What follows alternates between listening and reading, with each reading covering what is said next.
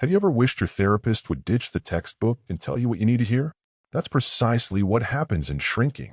In Shrinking, we meet two therapists at odds. Paul, played by Harrison Ford, is a veteran with a traditional approach. Empathy, patience, the whole works. But then there's Jimmy, played by Jason Segel, who's grieving and throws the rulebook out the window. He's blunt and confrontational and pushes his patients to take drastic action. Who's right? Who's wrong? Let's see. Take Sean, for example, who's struggling with anger issues. Instead of gentle guidance, Jimmy tells him to face his bully head-on. It's risky, it's ethically questionable, but it leads to a breakthrough for Sean. Would Paul have done the same? Probably not. But this is Jimmy. He's not afraid to shake things up. Now let's look at Paul. He's the calm in the storm, the voice of reason. He's all about understanding the root causes of his patients' problems and offering support and gentle guidance. It's the kind of therapy we're used to seeing, safe, measured, and focused on self-discovery. But is it consistently enough to create lasting change? We'll explore that next. Paul believes in ethical boundaries and gradual progress, while Jimmy is about radical honesty and immediate action.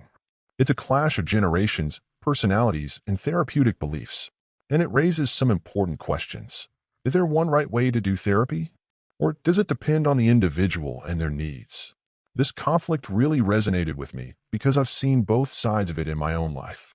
Sometimes you need a gentle push, and sometimes you need a wake-up call. What do you think? Shrinking isn't just about therapy, though.